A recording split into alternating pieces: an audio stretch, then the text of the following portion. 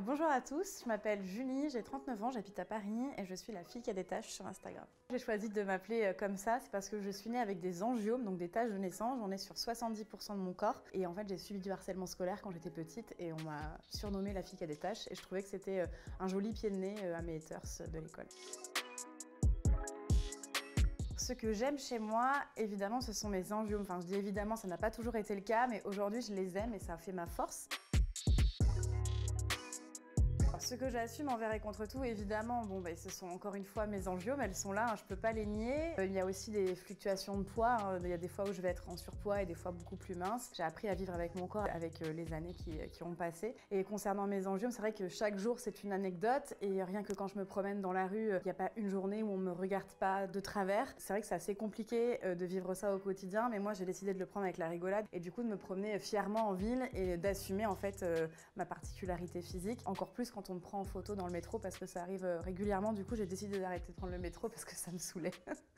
En fait, il y a un mois de ça, je me suis lancé une mission d'aller dans les établissements scolaires. J'ai appelé ça le Tâche Tour et je sensibilise les enfants au cyberharcèlement, au harcèlement scolaire. Et donc ce jour-là, j'allais dans cette école en RER et pendant le trajet du RER, il y a un monsieur qui m'a délibérément pris en photo. J'avais mes mains comme ça posées sur mon pantalon et il a clairement pris mes angiomes en photo, quoi. Donc j'ai dû me fâcher encore une fois et c'est toujours comme ça, de se fâcher tous les jours, c'est fatigant. La photo dont je suis la plus fière, on va dire que c'est la toute première de mon compte. Il faut savoir que pendant des années, j'assumais entre guillemets mes angiomes, mais je ne les aimais pas. Et il y a maintenant 5 ans, j'ai une amie qui est photographe qui m'a proposé en fait de faire un shooting. Je n'étais pas du tout sur les réseaux sociaux à la base, c'était juste pour un shooting pour elle, pour son site internet. On a fait des photos habillées et puis arrivée à la maison, elle m'a dit « Bon maintenant Julie, déshabille-toi, je vais te montrer à quel point tes angiomes peuvent être beaux ». Au début, je n'étais pas trop d'accord et puis finalement aujourd'hui cette photo, elle a été vue par plein de gens et j'en suis très fière parce que ça a été aussi la photo que j'ai postée en premier sur mon compte Instagram. Quand je l'ai reçue, j'ai été très émue puisque pour la première fois de ma vie, je me trouvais belle avec mes angiomes.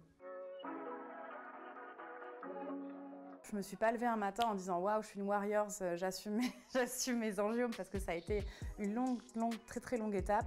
Il y a eu plusieurs choses. La première, je la raconte souvent, mais pour moi elle est très importante. J'ai rencontré quelqu'un il y a quelques années en République dominicaine. J'ai eu la chance en fait de voyager après mes études. Je devais rester 1 an et puis finalement je suis restée 10 ans dans tous ces beaux pays.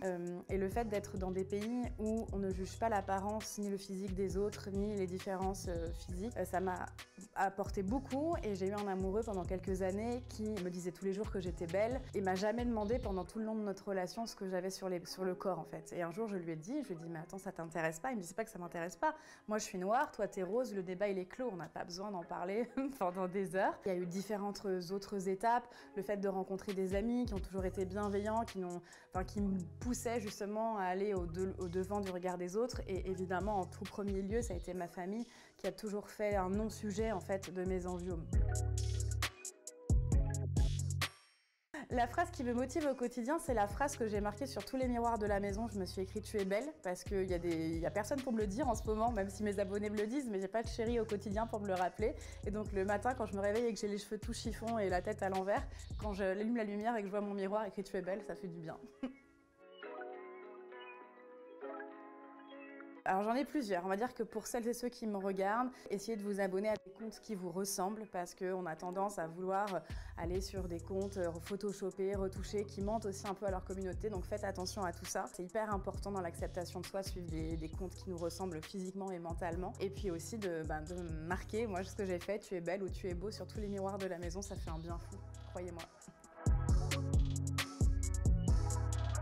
Concernant le summer body, j'ai fait une publication en plus il n'y a pas très longtemps et je n'arrêterai pas de le dire qu'en fait le summer body c'est le corps dans lequel on se sent bien. Il faut arrêter avec les magazines de nous dire perdez 5 kilos avant l'été. Déjà pour la santé c'est pas bon de perdre 5 kilos en une semaine. Accepter qu'on peut se sentir bien peu importe son corps et puis ça s'arrête là, quoi. Je répète, le summer body c'est le body dans lequel on se sent bien.